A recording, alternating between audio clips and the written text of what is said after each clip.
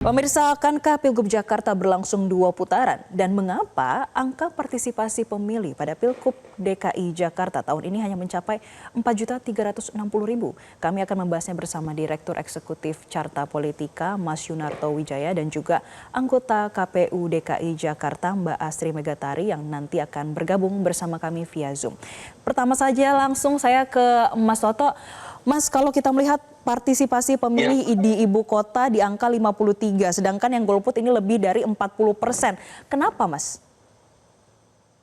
Sebetulnya di angka saya tidak 53 ya, sekitar 58%. Jadi mirip dengan data LSI. Tetapi kalau kita coba lihat, andai kata pun betul ada di angka 58%, artinya memang tetap terjadi penurunan tajam dibandingkan dengan 78% partisipasi pemilih 2017.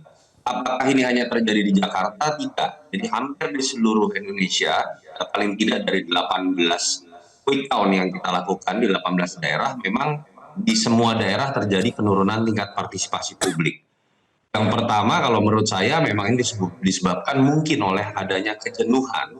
Pertama kalinya kita melakukan pilkada itu serentak di 545 kepala daerah, sehingga terasa yang namanya perputaran informasi itu seperti sebuah noise ya, terlalu ramai karena kita orang Jakarta tapi kita juga ngikutin Jabar, Jatim, keluar informasinya dan seluruh daerah di Indonesia.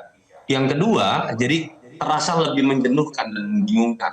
Yang kedua, kejenuhan ini juga mungkin terjadi karena kita melakukan pilkada di tahun yang sama dengan pileg dan pilpres. Jadi jedanya terlalu sebentar, baru sekitar 8,5 bulan, lalu kita kemudian melakukan proses pesta demokrasi kembali.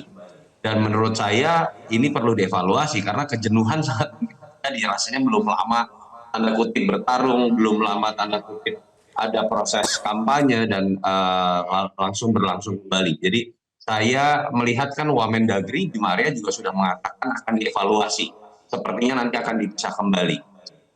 Di sisi lain ada kecenderungan memang kejenuhan ini membawa masyarakat semakin transaksional. Kalau kita baca di survei-survei, kecenderungan pragmatisme, pemakluman terhadap money politik dan sembako juga semakin besar.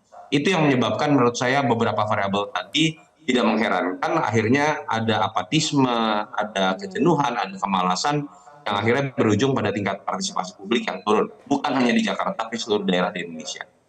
Baik, Mas Toto, kalau itu dari sisi masyarakat yang melihat bagaimana sudah ada kejenuhan, bahkan ini tidak hanya di DKI Jakarta saja, tapi sudah di sejumlah daerah juga menggambarkan hal yang sama. Tapi Mas, apakah ini juga menggambarkan kegagalan parpol dalam menyuguhkan calon yang dibutuhkan masyarakat? Kalau gagalnya parpol dari dulu, Mbak, bukannya sekarang. Jadi kalau kita bicara mau 2017, 2015 juga parpol selalu kita anggap gagal.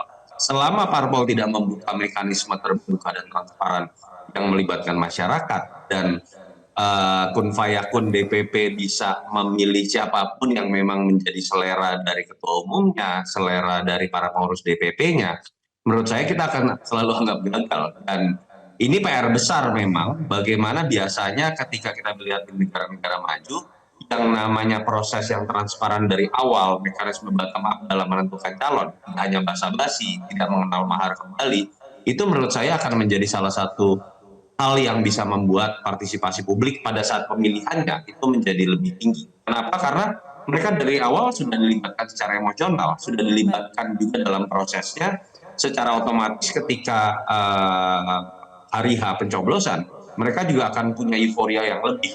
Dan ini saya sepakat bahwa ada PR besar terkait dengan parpol yang seakan-akan meletakkan aspek demokrasi itu hanya pada saat di bilik suara. Tapi pada saat proses pencalonannya, kita tahu masyarakat tidak dilibatkan sama sekali. Baik, Mas Toto, setelah ini saya mau bertanya terkait dengan seberapa besar faktor teknis seperti pengurangan TPS dalam pilkada ini berpengaruh terhadap tingkat partisipasi. Tapi tahan dulu karena kita akan membahasnya usai jeda berikut ini, tetaplah bersama kami. Jelajahi cara baru mendapatkan informasi. Download Metro TV Extend sekarang.